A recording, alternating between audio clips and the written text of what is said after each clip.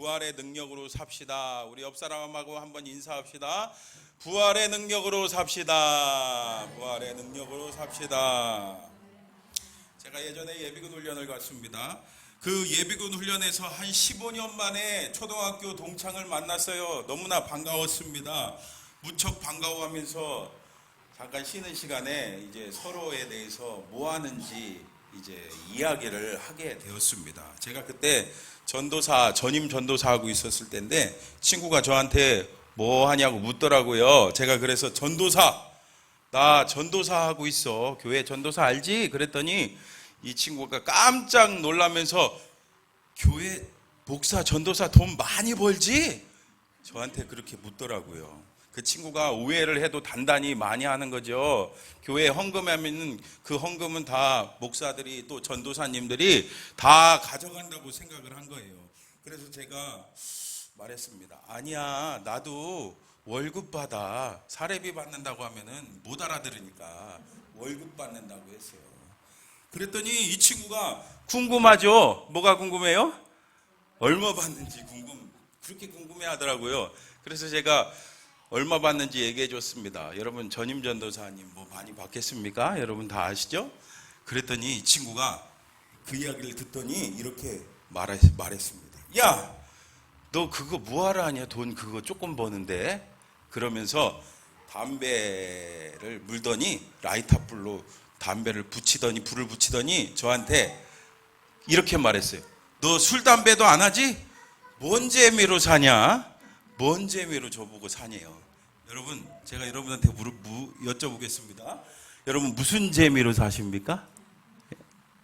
여러분 어떻습니까? 여러분 주변에 신앙생활 하지 않는 사람들이 여러분들을 어떻게 생각하나요?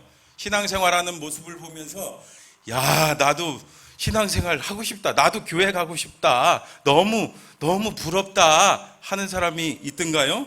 아니면 오히려 교회 뭐하러 다니냐라는 사람이 있지는 않습니까? 사실 그렇죠. 정말 예수님 믿는 사람들은 막 병도 안 걸리고 하는 일마다 다 합격하고 막 잘 되고 막 사업도 승승장구하고 막 그러면은 너무 좋겠지만 사실 그런 분도 있지만 꼭 그렇지는 않잖아요. 이렇게 우리 그리스도인들도 세상 살면서 세상 사람들과 똑같이 어려움과 환난과 질병과 죽음을 인생의 여러 가지 문제들을 다 겪습니다. 오늘 말씀에도 보니까 예수님께서 사랑하시는 그 마르다, 마리아, 나사로 그 남매의 집에도 슬픔이 가득하잖아요. 왜 이렇게 이 집안에 슬픔이 가득합니까? 맞아요. 나사로가 병들어서 죽고 말았어요.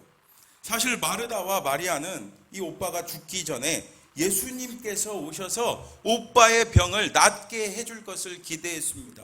왜냐하면은 예수님께서는 가시는 곳곳마다 기적을 일으키셨잖아요. 막 병든 사람이 고침받고 귀신이 쫓겨나고 눈 멀었던 사람이 막 눈을 뜨고 그리고 그뿐입니까? 막 바다 위를 걸으시기도 하고 막 5,000명까지 먹이시고 여러분 다 아시잖아요. 성경에 그렇게 나와 있잖아요. 이런 갖가지 기적을 일으켰기 때문에 우리 예수님께서 자신의 오빠를 고쳐주실 것을 기대했습니다. 더군다나 이 마르다, 마리아, 나사로 남매와 예수님은 아주 가까운 사이였기 때문이죠. 그래서 그들은 이 절망적인 상황에서 예수님의 도우심을 믿고 기대했습니다. 그러나 오빠 나사로가 위독하는 소식을 예수님께 전했음에도 불구하고 예수님께서는 야속하게도 늑장을 부리시면서 속히 오지를 않으십니다. 여러분 11장 6절 말씀을 보세요. 11장 6절 같이 읽어볼까요? 시작. 나사로가 병들었다 함을 들으시고 아멘. 나사로가 위독하다는 그런 소식을 들었다면은 예수님께서 얼른 막 달려오실 줄 알았는데 어떻게 하신대요? 며칠이나 더 유하신다고 합니까? 이틀이나 더 지체하신대요. 어쩌면 마르다와 마리아는 배신감을 느꼈을지 모르겠습니다. 그러나 꾹 참고 기다릴 수밖에 없었습니다. 그렇게 시간이 지나서 드디어 예수님께서 나타나셨습니다. 하지만 그때 나사로가 어떻게 되어 있었습니까? 여러분 17절 말씀 보세요. 예수께서 와서 보시니 나사로가 무덤에 있은지 이미 나으리라. 아멘. 예수님께서 도착하셨을 때 이미 나사로가 죽어서 무덤에 들어간 지 이미 며칠이나 지났대요? 나흘이나 됐대요. 그래서 이미 장례를 다 치르고 무덤에는요 시체 썩는 냄새가 풀풀 풍기기 시작하는 그때였습니다. 그때 비로소 예수님께서 이 절망의 현장에 나타나셨습니다. 우리나라는 여러분 죽은 사람이 혹시 살아날지 모르니까 며칠 장합니까? 3일장 또 5일장까지 하는 분도 있죠.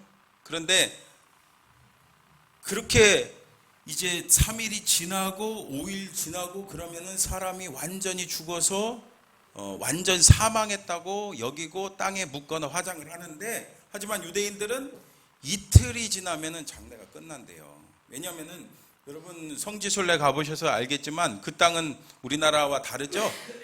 그 땅은 덥잖아요. 덥기 때문에 시신이 빨리 부패합니다. 그렇기 때문에 이틀 만에 완전 사망으로 처리합니다.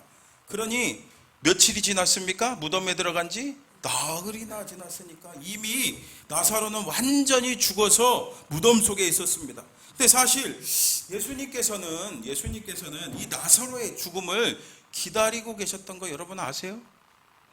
그날을 기다리면서 장례가 완전히 끝난 후에 그 자리에 등장하십니다. 그때는 아무런 희망도 아무런 소망도 없는 순간이었습니다. 모든 것이 다 끝났다. 다 끝났다. 모든 사람들이 다 포기하는 그 순간이었습니다. 여러분 그렇습니다. 우리 예수님께서는 이처럼 아무런 소망도 희망도 없는 우리에게도 찾아오십니다. 그리고 놀라운 능력을 베푸세요. 아무런 소망도 없고 더 이상 손쓸 수 없는 그 절망의 순간에 예수님께서는 아주 큰 소망의 말씀을 선포하십니다. 여러분 25절 26절 보세요. 예수께서 이르시되 나는 부활이요 생명이니 나를 믿는 자는 죽어도 살겠고 무릇 살아서 나를 믿는 자는 영원히 죽지 아니하리니 이것을 내가 믿느냐. 아멘. 여러분 김성화 목사님이란 분이 계세요. 이분은 경북대학교 수학과를 우수한 성적으로 졸업하고 고등학교에서 수학을 전공했으니까 고등학교에서 수학 선생님을 하고 있었습니다. 근데 매일매일 반복되는 생활에서 너무나도 이 삶의 무료함과 허무함을 느끼고 내가 안 되겠다, 더 이상 안 되겠다, 이거 그만두고 산속으로 들어갑니다. 그래서 머리 깎고 스님이 됐어요. 세월이 흘러서 불교계에서 인정받는 승려가 되었고 대한불교 경포종에서 교육국장과 포교국장을 감당했습니다. 스님이 되어서 보니까 오늘날 우리 불교가 기독교에 밀려갖고 쇠퇴하는 이유는 이 불교 승려들이 제대로 교육을 받지 못했기 때문이다 라는 생각으로 불교 대학을 설립하려고 무진장 애를 썼습니다. 그런데 그렇게 애를 쓰다 보니까 그 교단 내분에 휘말려서 억울하게 누명을 써서 감옥에 들어갔습니다. 그래도 그 모든 것을 참고 인내하면서 교도소 안에서도 연불과 참선 그리고 불경 공부를 열심히 했습니다. 교도대원한테 도서관에서 화엄경, 법화경, 능엄경, 원각경 이런 불경을 빌려달라고 하면서 틈만 나면은 그 교도소에서 그 불경을 열심히 공부를 했습니다.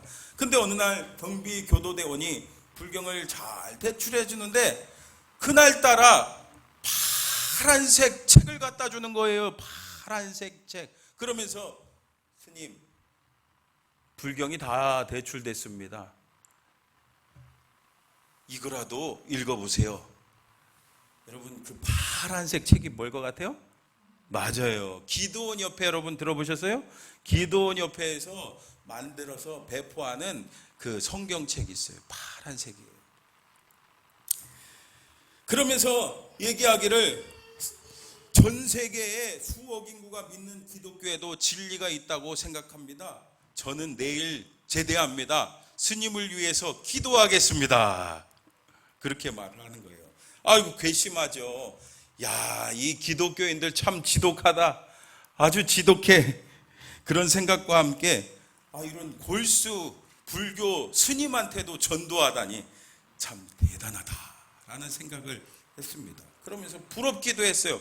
그래서 도대체 무슨 진리가 있길래 이렇게 줄까 하고 성경책을 읽기를 시작했습니다. 근데 성경을 읽다가 어느 부분을 읽는데 아주 깜짝 놀랐어요. 여러분, 무슨 내용이냐면은 누가복음 7장에 나인이라는 성에 살고 있는 한 과부 이야기가 나오죠. 그 과부에게는 아들이 하나 있었습니다. 너무너무 사랑스럽고 귀한 아들이었는데 그 하나밖에 없는 아들이 그만 죽고 말았어요. 얼마나 그 과부의 심정이 슬펐겠습니까? 그런데 그때 예수님께서 그 모습을 보셨습니다. 예수님께서는 과부를 불쌍히 여기면서 울지 마라 그렇게 말씀하셨어요. 그렇게 말씀하실 뿐 아니라 그 청년, 죽은 청년을 향해 외쳤습니다. 선포하셨습니다. 청년아 일어나라. 그랬더니 어떤 일이 벌어졌어요? 맞아요. 그 청년이 그 명령을 받자 생명을 잃어 완전히 죽은 그 청년이 그 자리에서 벌떡 일어났습니다. 이렇게 청년은 예수님의 말씀을 통해서 새 생명을 알아 새로운 삶을 살 수 있게 되었습니다. 사실 비슷한 내용이 불경에도 나오거든요. 옛날 인도의 구시라성 히디림이라는 한가한 숲속을 석가모니와 제자들이 막 거닐고 있었습니다. 그때 한 젊은 과부가 애통함으로 막 울부짖고 있는 거예요. 그래서 무슨 일인가 물어봤더니 그 과부는 하나밖에 없는 아들이 병에 걸려갖고 지금 죽어가고 있다고, 우리 아들 좀 살려달라고 그러는 거예요. 그러니까 석가모니가 말합니다. 한 번도 사람이 죽은 일이 없는 집에 쌀 한 줌을 얻어다가 죽을 끓여서 먹이면은 살아날 것이다. 그 이야기를 듣고 과부는 너무나 기뻤습니다. 기쁜 마음으로 쌀을 구하러 갔습니다. 하지만 해가 뉘엿칠 때 이 과부는 빈손으로 돌아와 석가모니에게 말했습니다. 한 번도 죽은 일이 없는 집이 없습니다. 구하지 못했습니다. 여러분, 근데 생각해 보세요. 한 번도 사람이 죽은 일이 없는 집이 이 세상에 있겠습니까? 과부의 얘기를 듣고 석가모니가 말합니다. 인생은 생자필멸이라 사람이 나면 반드시 죽는 것이며 인연따라 일어나고 인연따라 없어지니 무엇을 슬퍼하랴. 이 스님은 이 평소에 생과 사의 문제, 삶과 죽음의 문제에 대한 고민이 있었어요. 여기서 스님은 불교와 기독교의 생사의 근본적인 차이를 발견합니다. 같은 과부의 외아들의 죽음이었는데 불교에서는 죽음을 숙명으로 받아들이라고 하는 반면에 기독교에서는 생명의 기쁨을 주었습니다. 석가모니는 인생의 근본적인 생사 문제를 이야기만 했을 뿐 답을 주지 못했어요. 그러나 우리 예수님께서는 해답을 주셨습니다. 왜 그렇습니까? 오직 예수님만이 생명의 주인이시고 생명을 가지고 계시고 생명 그 자체이기 때문입니다. 그래서 이 스님은 성경을 읽으면서 정말 기독교에만이 생명의 종교이구나. 그래서 그것을 깨닫고 이분이 개종해서 나중에 총신대 신대원에 가서 목사 안수를 받았대요. 공부하고 목사 안수를 받았어요. 사랑하는 성도 여러분, 그렇습니다. 오직 예수 그리스도만이 길이고 진리고 생명인 줄 믿습니다. 우리에게 생명을 주실 수 있는 분은 예수님 뿐입니다. 여러분, 예수님만이 우리 인생의 근본 문제, 죄의 문제, 그리고 그 죄에 따른 죽음의 문제를 극복하고 해결하실 수 있는 분인 줄 믿으시기를 바랍니다. 그리고 예수님께서는 실제로 우리에게 그 생명의 부활을 보여주기 위해서 성경을 보면은 세 사람을 살렸죠. 누구를 살렸습니까? 야이로의 딸을 살렸죠. 또 누구를 살렸습니까? 아까 좀 전에 말씀드린 나인성 과부의 아들을 살렸습니다. 그리고 또 누구를 살렸습니까? 바로 오늘 말씀에 나오고 있는 나사로를 살렸습니다. 완전히 죽어서 무덤 속에 있는 나사로를 향해 나사로야 나와라 하니까 완전히 죽어있던 그 나사로가 벌떡 일어나갖고 그 세마포 동동 묶여있는 채로 그대로 걸어서 나왔어요. 여러분, 이것은 무엇을 뜻하는 겁니까? 모든 사람이 부활할 수 있다는 것을 보여준 거예요.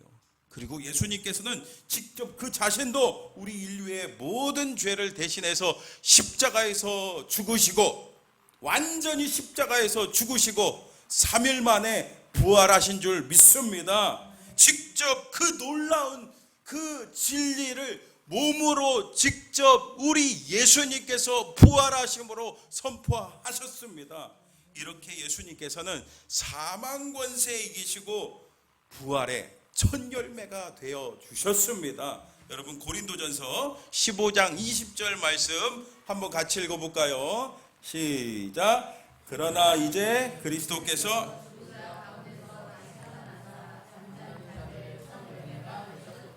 아멘. 그러므로 여러분, 이 부활이 있기 때문에 우리는 이 세상에 먼저 떠나간 사랑하는 사람들과 다시 만날 날을 기대할 수가 있습니다. 부활이 있기 때문에 우리 인생에 때때로 찾아오는 그 허무함과 공허를 다 이길 수가 있습니다. 왜요? 죽음이 끝이 아니라, 우리 인생의 끝이 아니라 영원한 천국, 부활이 우리를 기다리고 있기 때문입니다. 그리고 가장 놀라운 사실은 뭡니까? 부활이 있기 때문에 우리 인생의 죽음 앞에서 그 안에서 평안과 기쁨을 선포할 수가 있는 거예요. 여러분, 그래서 우리 믿는 사람들의 장례식 가면 다르죠? 왜? 부활이 있기 때문입니다. 그러므로 여러분, 진정으로 예수님을 믿으면요, 우리 인생의 죽음 두려워하지 않습니다. 그리고 우리가 분명히 알아야 할 또 한 가지 사실이 있습니다. 이 부활의 능력은요, 미래의 천국 가는 것으로 끝나는 게 아니에요. 미래의 천국으로 가는 것, 그것으로 국한되어서는 안 됩니다. 오늘 말씀 보세요. 우리는 나사로의 육체적 죽음 외에 마르다의 또 다른 죽음을 볼 수가 있습니다. 그녀는 지금 예수님과 대화를 나누고 있죠. 그러나 사랑하는 오빠 나사로의 죽음 앞에서 마르다는 마치 죽은 사람과 같이 말하고 등장하고 있습니다. 지금 이 마르다에게는 어떤 기쁨도 평안도 행복도 찾아볼 수가 없죠. 그야말로 살아서 움직이고 있지만 죽어있는 모습이 바로 이 마르다의 모습입니다. 그러니 마르다는 원망합니다. 21절 말씀 보세요. 마르다가 예수께 여짜오되 주께서 여기 계셨더라면 내 오라버니가 죽지 아니하였겠나이다.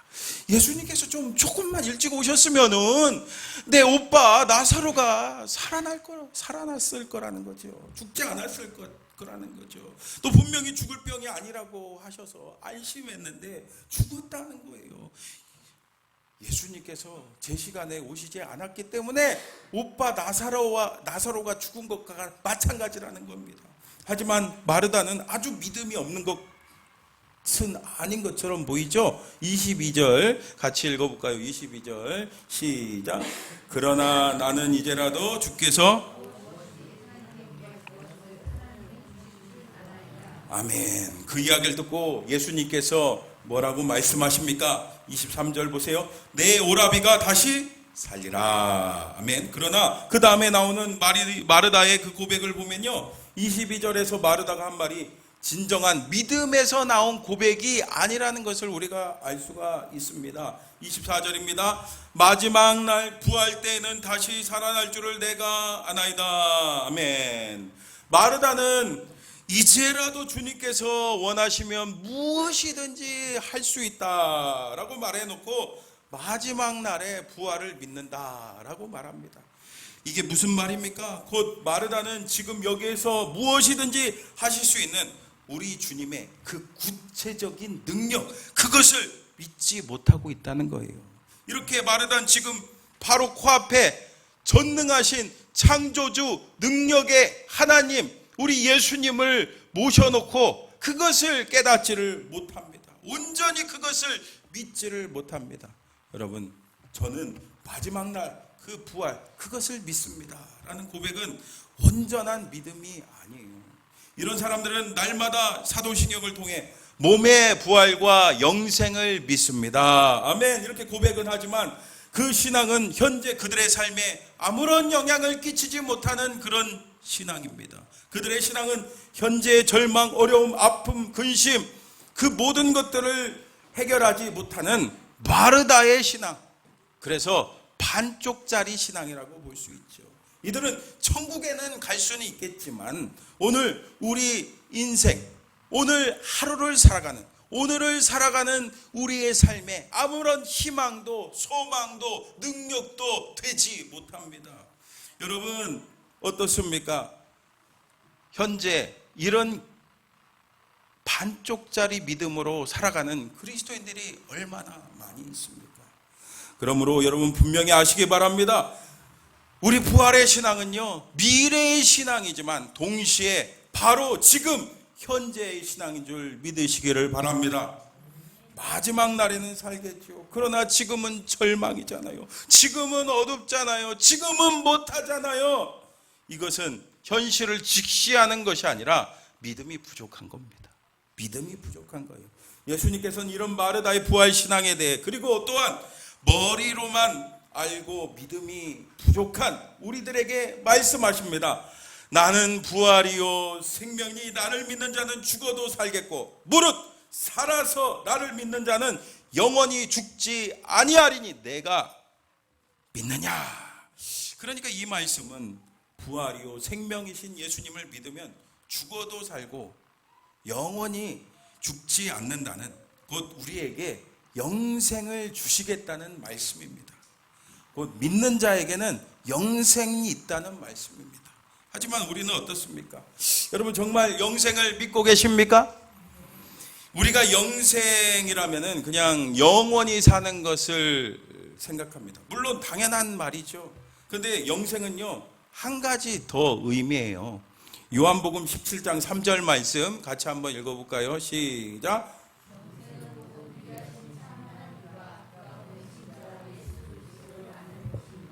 아멘. 그러니까 영생은 뭐예요? 맞아요. 하나님과 예수님을 아는 거래요. 여러분 누군가를 알려면 어떻게 해야 됩니까? 맞아요. 계속해서 끊임없이 그 사람과 만나고 교제하고 대화하고 서로 이야기를 해야지, 그래야지 알아갈 수 있는 거 아닙니까? 그러므로 영생은 하나님과 친밀한 관계를 누리며 영원히 사는 것을 의미하는 겁니다. 그래서 지금 예수 그리스도를 믿어 영생을 소유하게 된 사람은요 끊임없이 계속해서 하나님과 교제하며 살아가고 있습니다.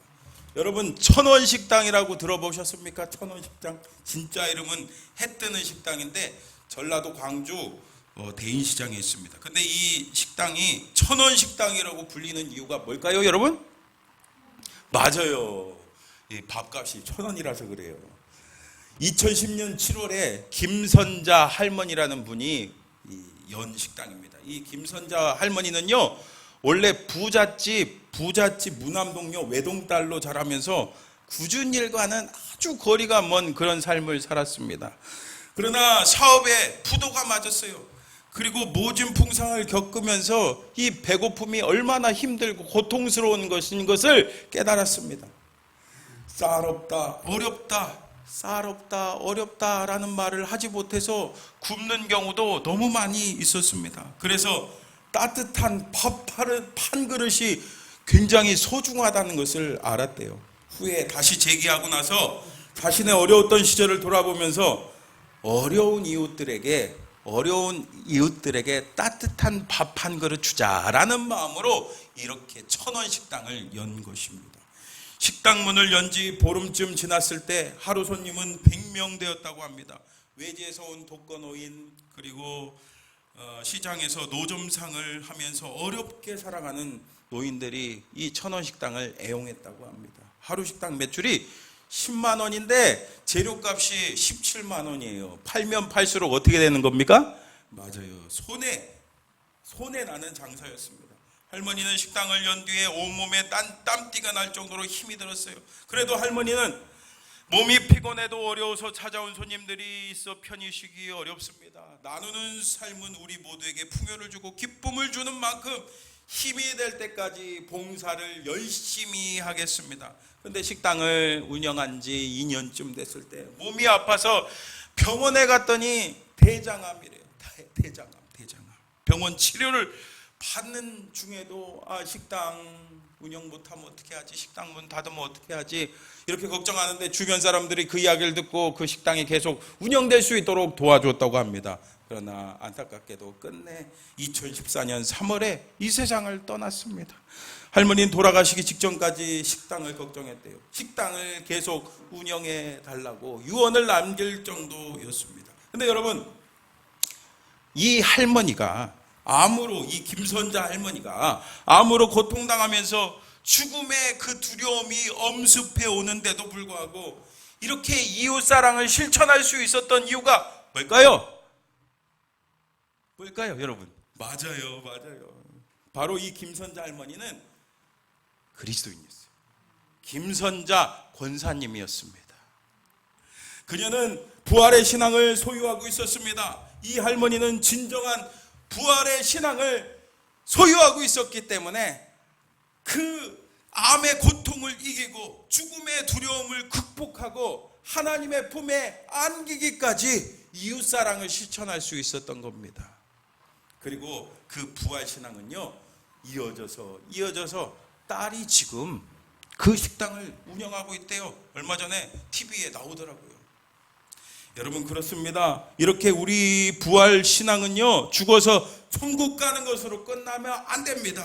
우리는 미래의 부활뿐 아니라 현재의 부활까지 나아가야 될 줄 믿습니다. 사랑하는 성도 여러분, 오늘의 삶이 우리를 좌절과 어둠과 절망에 몰아넣는다 하더라도 우리 예수님께서 지금도 여전히 부활과 생명으로 오십니다. 그래서 예수님께서는 우리에게 천국의 소망을 약속하실 뿐 아니라 동일한 부활의 능력으로 지금 이 순간에도 우리의 삶을 이끌어가 주십니다. 그래서 여러분, 오늘도 우리는 부활이요 생명이신 예수님을 통하여 우리에게 찾아오는 그 아픔과 슬픔을 다 이겨내 내일을 향해 나아가야 될 줄 믿습니다. 하지만 문제가 무엇입니까? 이것을 믿지 못하는 우리의 불신앙이 있으면 안 돼요. 예수님께서는 지금도 이런 불신앙을 가진 우리에게 말씀하십니다. 나는 부활이요 생명이니 나를 믿는 자는 죽어도 살겠고 무릇 살아서 나를 믿는 자는 영원히 죽지 않는다. 여러분, 이 주님의 음성 잘 들으시기를 바랍니다. 부활에 대하여 그래서 머리로만 알고 끝나는 것이 아니라 마지막 날 부활의 천국을 믿는 것으로만 그치는 것이 아니라 예수님께서 부활이요 생명으로서 바로 지금 여기서 나와 함께 하시고 나의 삶을 치유하시고 나를 새롭게 하실 수 있다는 것을 굳게 믿어 주님과 동행함으로 날마다 승리하는 저와 여러분 다 되시기를 주님의 이름으로 축원합니다.